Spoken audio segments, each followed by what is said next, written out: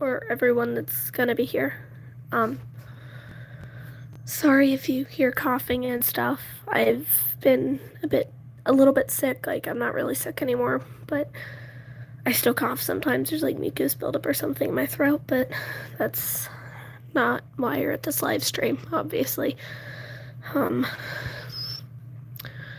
About the red, I don't really want to show my face on YouTube, so I have a sticker over my front-facing camera. Yes, I would like to dedicate this video to all the people out there that are struggling with mental health and are struggling with whatever they're struggling with. I know you can get through this, and I hope my story helps you.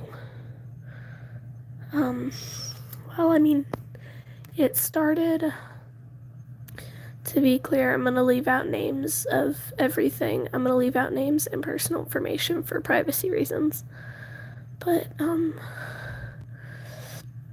so, I guess my history with trauma, I guess, started when I was a little kid. I was in this primary school in England, and there was this one teacher there, or there were a few teachers there that they should have been fired. And it was a really sexist school, but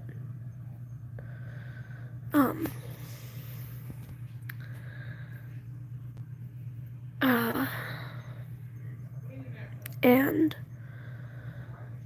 I was in, like PE class, gym class, whatever you want to call it, one day, and like I was bullied a lot. Someone had stolen my shirt 'cause it was like a uniform school, and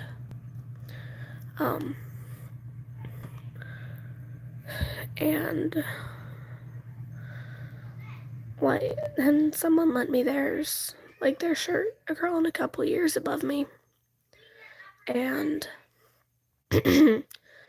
and she lent me her shirt.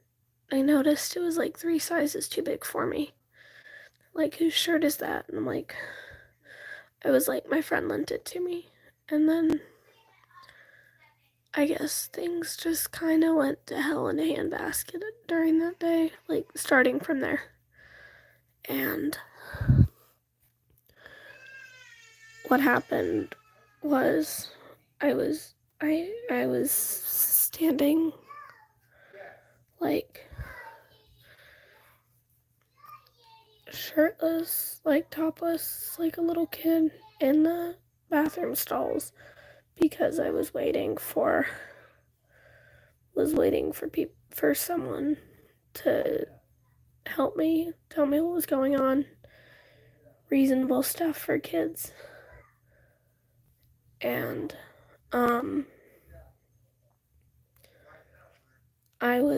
I heard a knock on the bathroom door.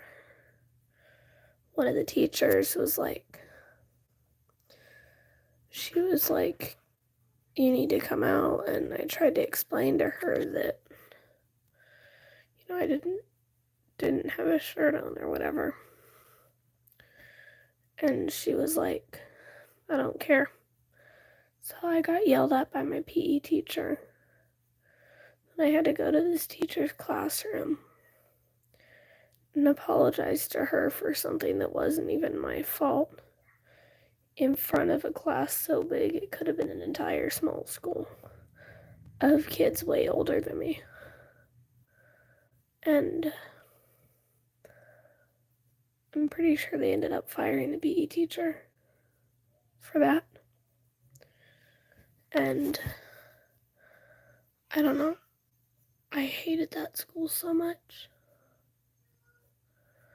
And there's only one school that I've not been bullied at, and that's the school I go to now. But I've had my fair share of bad experiences with the school too, but that's for later in the live stream. Let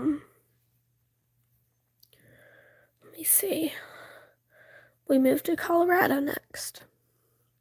And I had this friend there. I'm gonna call him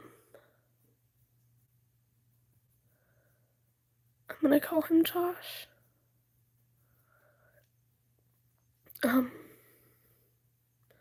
Josh was like my best friend ever.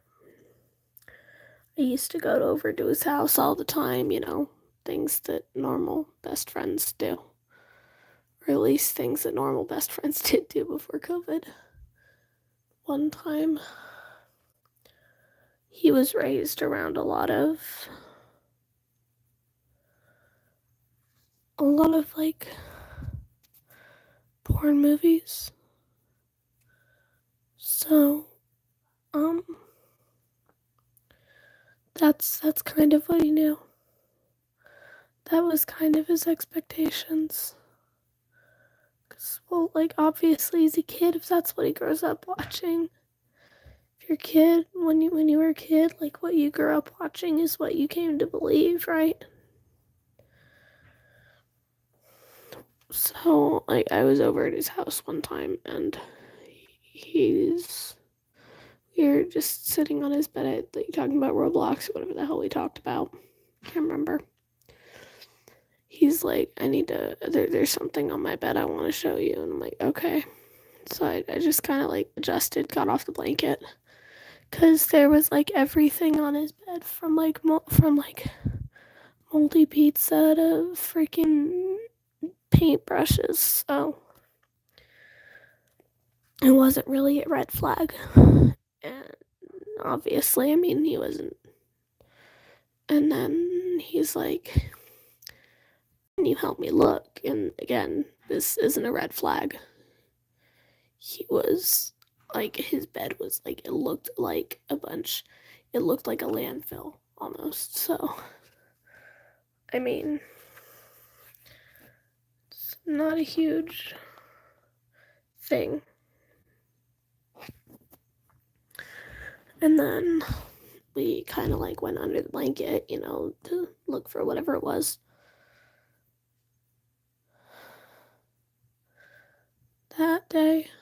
That was the day.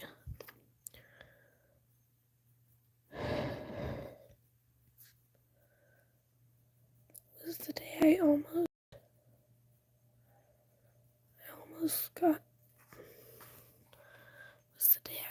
got raped by my best friend.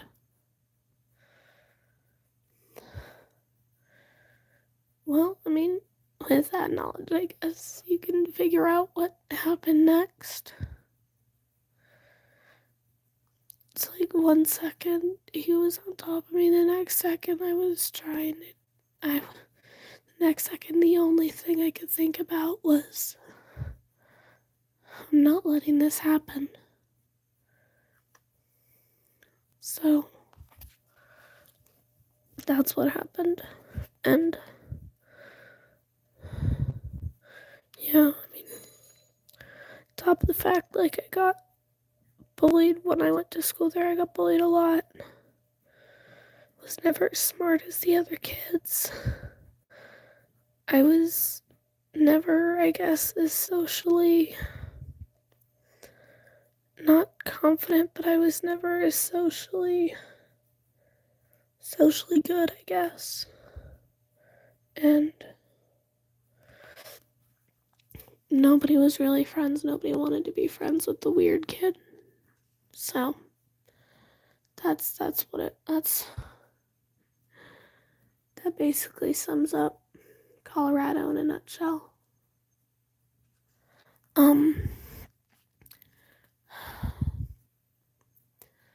Well, wait, I also got, oh my god, this beautiful dog there.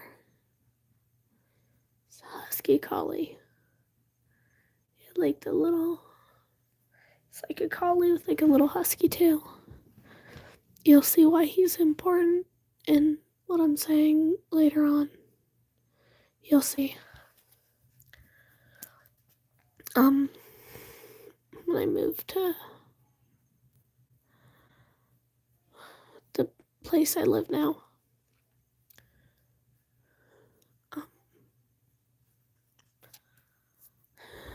I mean, oh my gosh, I took him with me. My dog's name was Gunther.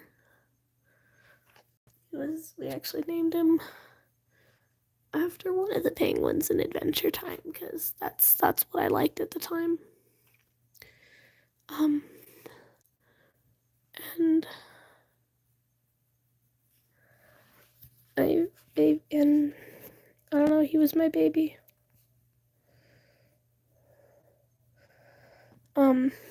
But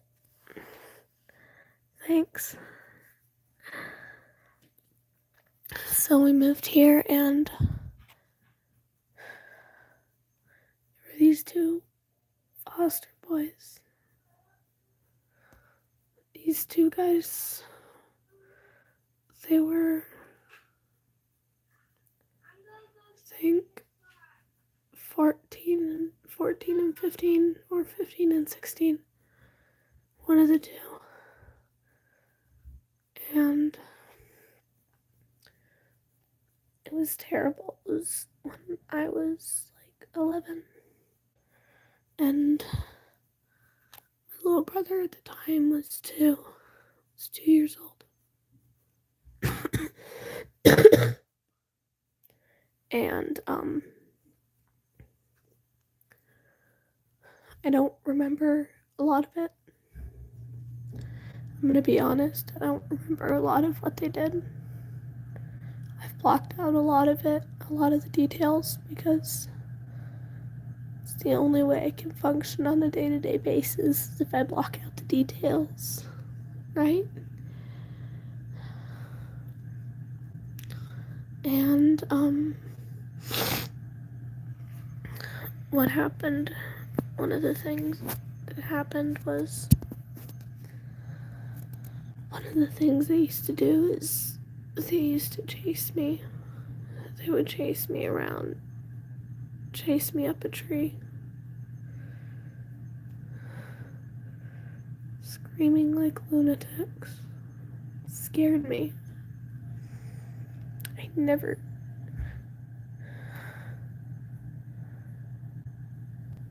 I didn't know if they were gonna hurt me or not, or if they were just chasing me to chase me. But they did that, and one time they chased me up into a tree, and they had like this tinfoil thing that looked like a package. It looked like kind of like almost, I think it was like an AirPod package or something. And what they did is they looked up at me. They're like, "We have cocaine in here. We have cocaine in here, and we're gonna give it to your little brother. We're gonna make sure he overdoses on it." The only reason nobody found out sooner about any of it was because they blackmailed me. They blackmailed my silence. They said they were gonna hurt my little brother. They were gonna kill my dog.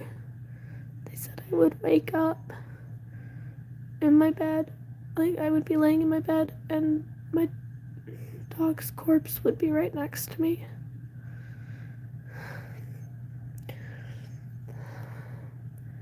They did a lot of, I guess,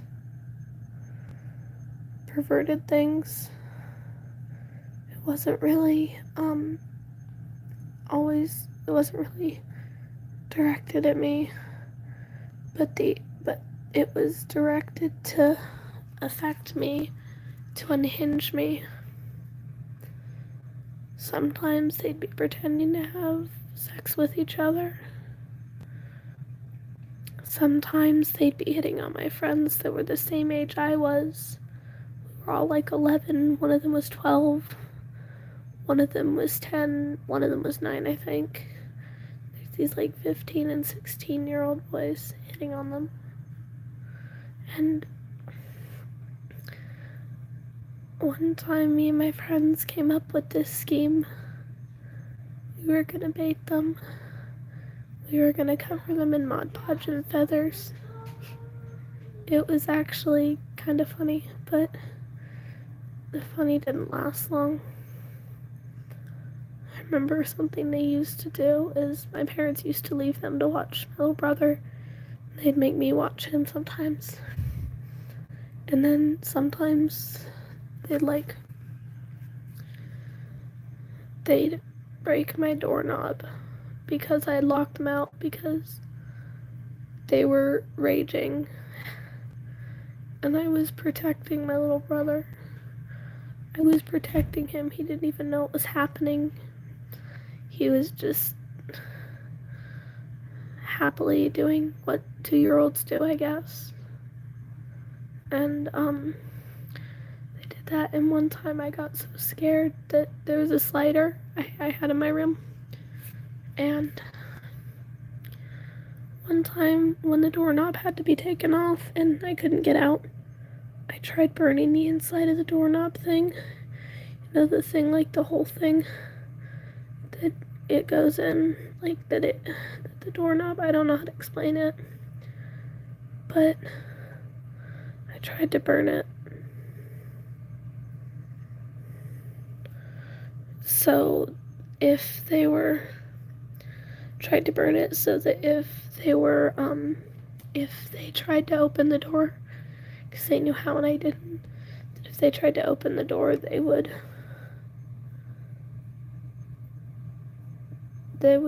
burn their fingers, is what I was hoping. But they always gave it time to cool down, and I could only hold the match. Well, not the match, I could only hold the lighter there for so long. So I was back to hoping they weren't going to do anything. They called me names, they yelled insults and slurs at me.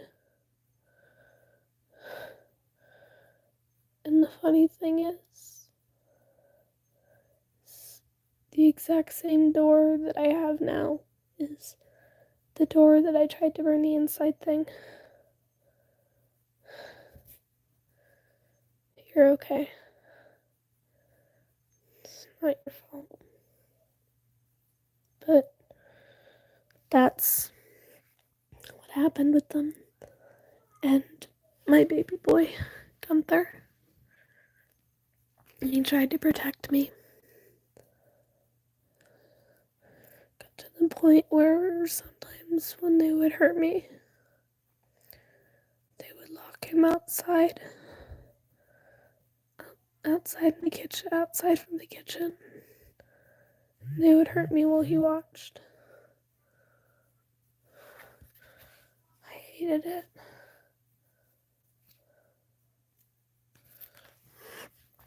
It was terrible.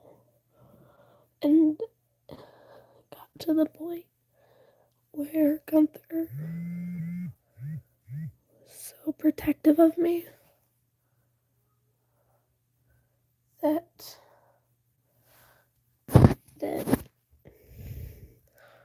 when he would come back in for whatever reason, he wouldn't let anyone near me. For the longest time, he wouldn't let a single person near me because he didn't want them to hurt me. He thought I had to give him the okay every time. But then one time, a couple of my cousins and I were playing in the backyard, like kids do. We were with my little cousin. She was like 4 at the time.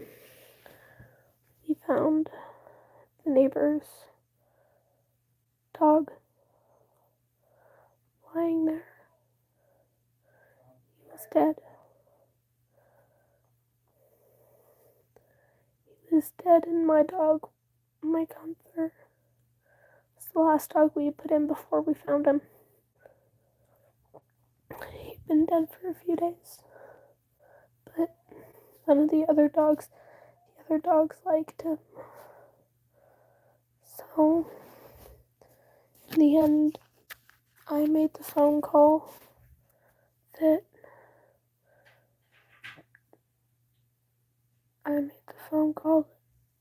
got him put down.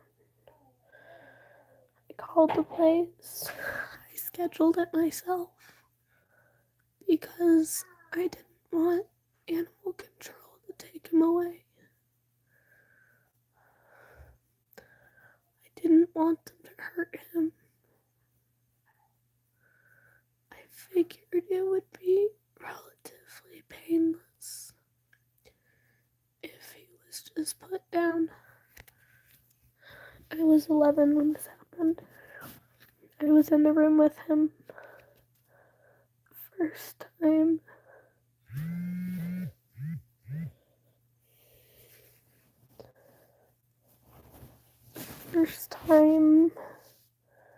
The first shot they gave him,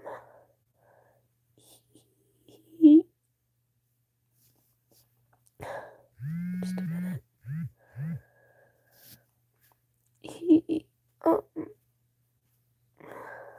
He whined in pain. I'll never forget the look that was on his face.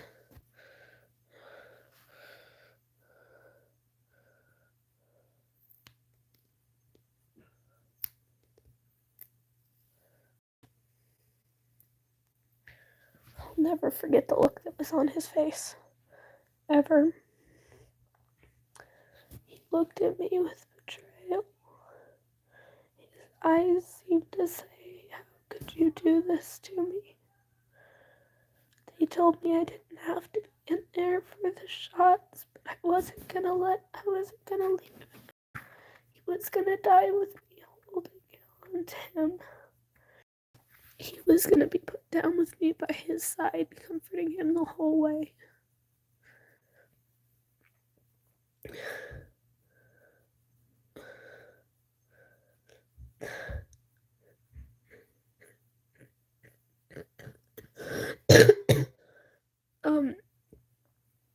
The doctor lady, she said, "Did you know that hardly anyone stays in the room with their pets? Nobody, almost nobody is as strong, can be as strong as you were today." I've carried that with me. That apparently almost nobody can be that strong. But I'm not sure if I believe it. But, well, I guess since we're already in the place I live now, I should start with the first time I cut myself. I was 11 the first time I cut myself. It was just it looked like a cat had scratched me a few times. Like a cat had scratched me a bunch of times on my arm. Like, that's all. It didn't look like anything. I mean, it kind of did, but it also didn't. And I remember it was a piece of a picture, not a piece of a picture up in my room had fallen, and the glass on the front of it had broken, and picked up a piece of glass. I thought to myself, I said one cut, and then I'm done. I'm never picking anything up again.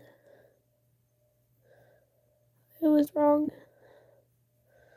one cut turned into two, and two turned into a sleeve, into a half a sleeve. But, let me see, we were going to a fishing thing, like fishing and swimming thing, and I was in the car. My mom looked at my arm. She's like, "What are those?" I said, "They're nothing." She figured out what they were. I was, I guess, sent to talk with one of my aunts or something like that. And we talked. I was convinced. I was dead hard convinced I was never going to cut myself again. I was dead convinced I was never going to self-harm again. I was convinced that I had put everything behind me. I hadn't. I didn't cut until I didn't cut again until I think almost 4 years ago today. But I did scratch. I would scratch layers of skin off, and I wouldn't burn welts, but I would hold the torch up to my, not the torch, the lighter or whatever, to my skin long enough for it to hurt, but nothing else, no marks, no nothing. I would bite myself. Anything to get the pain. Anything to get the pain, the endorphins that I craved. I went to my first mental hospital also at the age of 11. I was almost 12 when I went. And, it was absolutely terrible. I remember it was my first suicide attempt too. I was trying to overdose on tramadol. It was a little argument that had set me off. I can't even remember what the argument was about. That's how insignificant it was, but it set me off. It set me on a course. It set me on a course that I'm still walking through today. I'm still walking. Still walking the course that scared little 11-year-old made for me. And,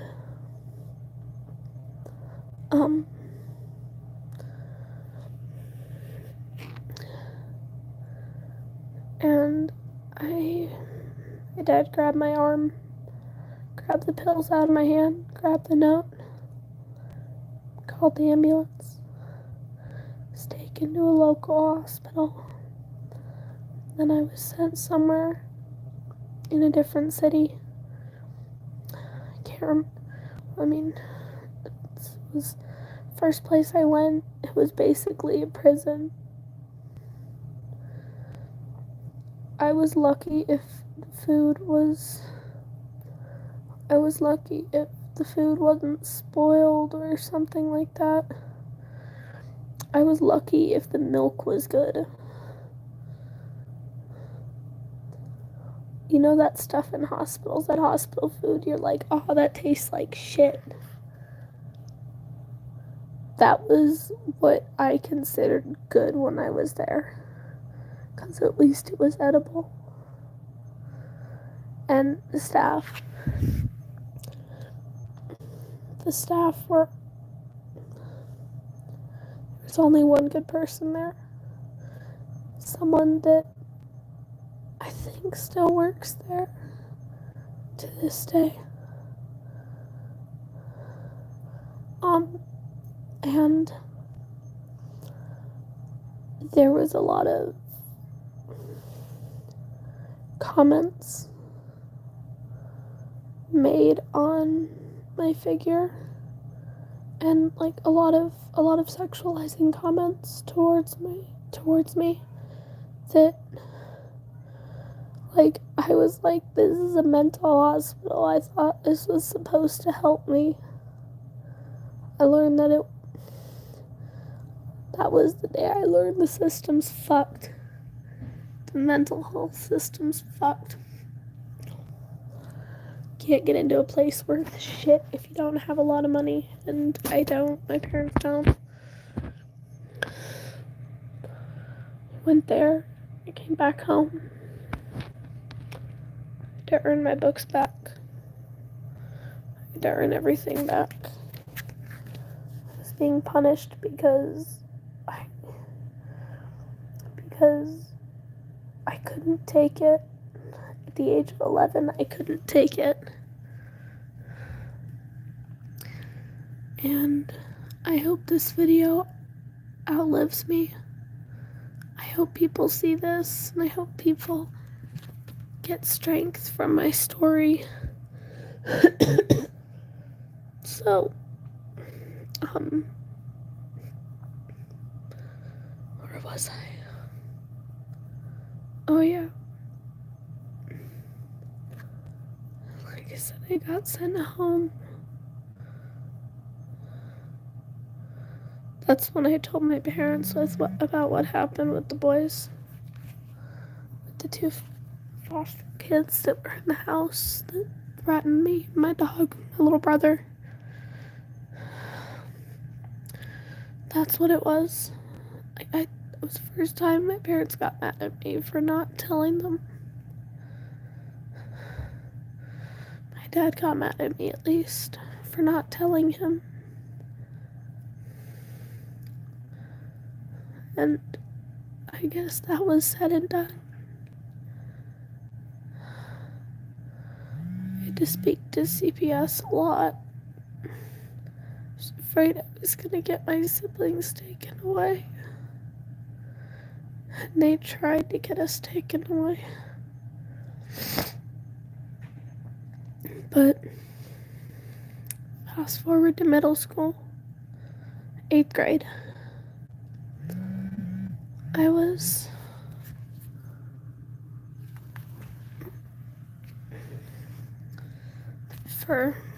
fat.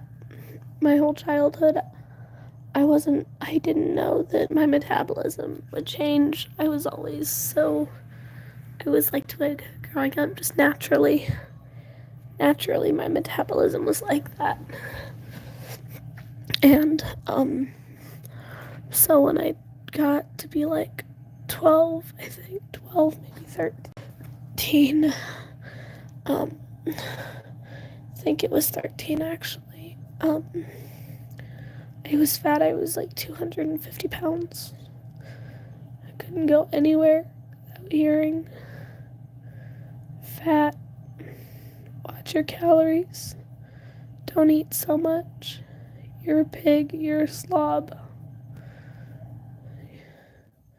your eating's gonna make me go bankrupt. That's all I heard. Even when I lost weight, it was always, watch your calories, you don't want to end up fat again. Oh, if you eat that, it'll make you fat. So, and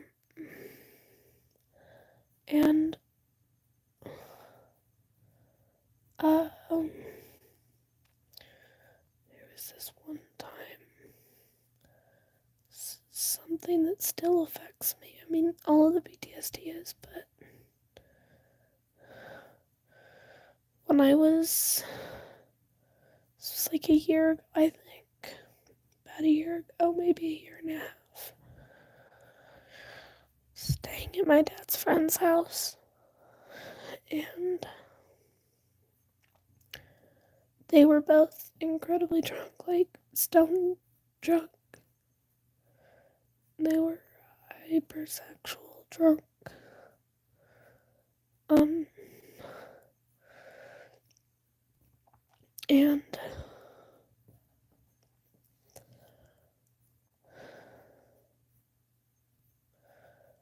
sexual advances were made on me. A lot of comments were made on my figure. I got chased around by a drunk 52-year-old man.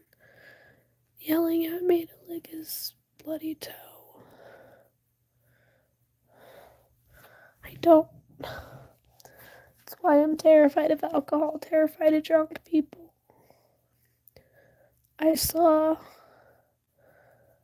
stuff no kid should have to see. I saw stuff no teenager should have to see.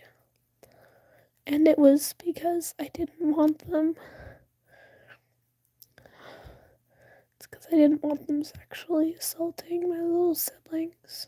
My little sister was a baby at the time. A baby, not a toddler. My little brother was like 4 or 5. And so I threw myself into it. I dealt with it. By the end of the night, the only thing I was thinking is, please let this end. Please. Please let this end. I don't know how much more of this I can take. But I had to take it. I had to take whatever was coming. Because nobody was going to help me. I had to deal with it on my own. My siblings never knew about it. Never. Nobody went near them. I protected them. They don't have that trauma. It was given to me instead.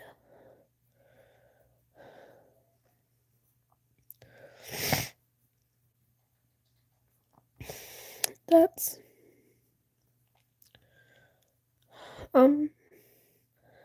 guess let's get back just a little bit. Well, no, it's not. Let me think. When I got home, I cut myself really badly. It was just one cut. I was trying to cut the fat. I was trying to cut the fat out of one of my boobs. Because I just thought, fuck this. If I can't get top surgery, I'll do it myself. You know? It's just those moments. Gender dysphoria. It's like, if I can't get top surgery, I'll fucking do it myself. So that's what I tried to do. Didn't work. I'm left with a permanent reminder. I call it my flush button. But I still have it. It's still there. It's a reminder. But you should never let your gender dysphoria beat you. You should never give in to it. Never. Learn from my mistakes. Don't give in to it. You're better than that. You're way better than that. And with the eating disorder, there's not really much to say. It's something I still struggle with. I struggle with meals. I struggle with eating. I struggle with not throwing up what I eat. I struggle with eating really anything in a day. But you shouldn't give in to that. You shouldn't give in to that. You shouldn't give in to the eating disorder. You tell your eating disorder. Anyone out there listening can hear this. Tell your eating disorder to fuck off. Tell it to fuck off and leave you alone. Okay? I think you can do that for me. Okay. Because that's what I'm trying to do, and we can do this together. Okay? We'll do this together. We'll fight the eating disorder and the gender dysphoria together. Good. We'll fight it together. Okay. And then, sorry, I'm going to be going back and forth and back and forth. I apologize. This one was a place about 4 years ago. It's a residential I went to. I don't remember much, but I remember it's the one and only time I've ever been in love with someone. Like, actually in love. She was the most beautiful girl in the world. I don't think I'll ever love like that again.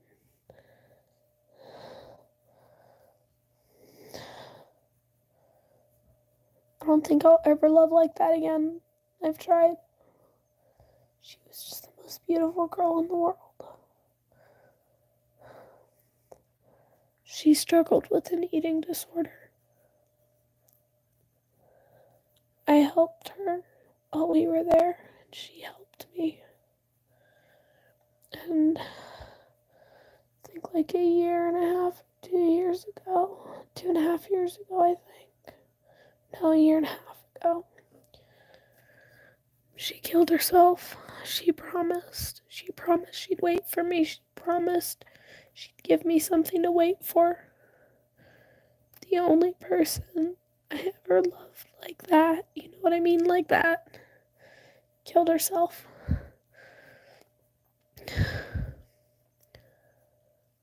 And like I said, I don't think I'll ever be able to love like that again.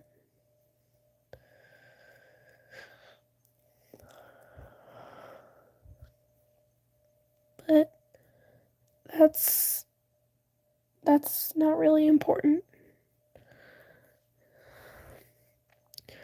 What's important is that my story helps you. That it helps you know you're not alone. If it would help, I would go into any detail you wanted. There's nothing I won't do to show you you're worth it. Not a single thing.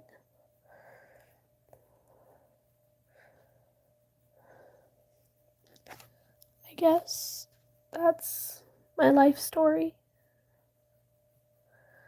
I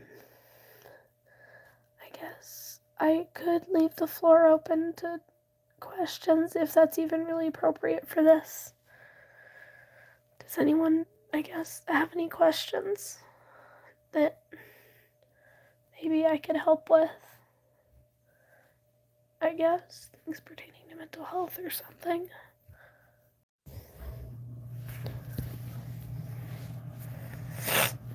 Because, I'm here for a little bit longer. So, I guess if anyone has any questions about anything that I've said or anything that they would maybe want me to go into more detail about, I would be happy to do that.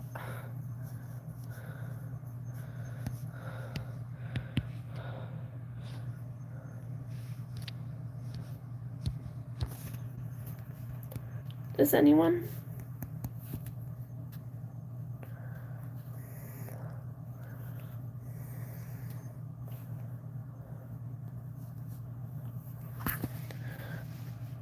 Anyone? If you want, you can vent in the comments or something, I guess. And I can be here live and in person to help. Obviously you don't have to, but you can if you want to.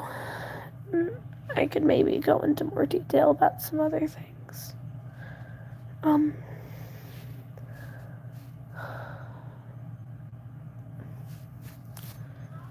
I probably should have started with this, but my mental diagnosis: bipolar, manic depressive. I have ADHD, and well, you know about my PTSD because I spent like the last 45 minutes talking about it. I have borderline personality disorder. I think that sums everything up.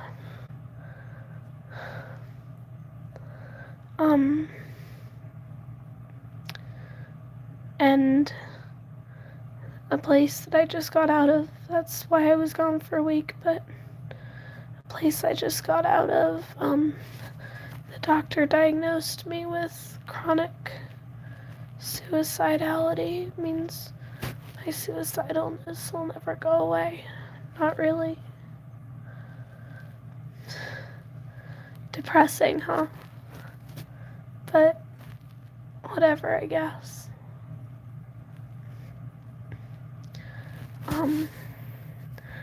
Okay. Now I'm going to officially leave the floor open for any one of the beautiful people on the stream who want to say something in the comments. The floor is yours.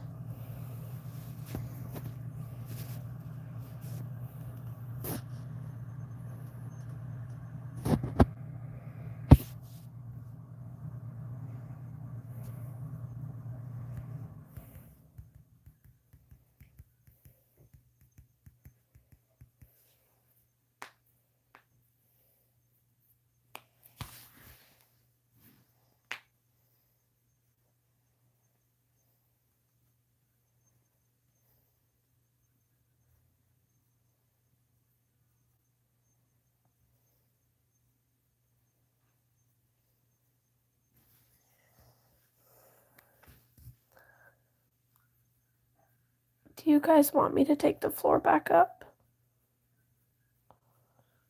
Like, so I can keep talking, I guess.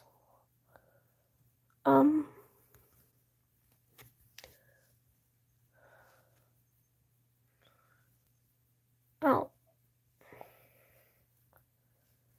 Thank you, everyone who is here. And thank you to everyone who watches this after it's not live. That's my story. If it helps just one person, I'll be just fine. Signing off. Goodbye.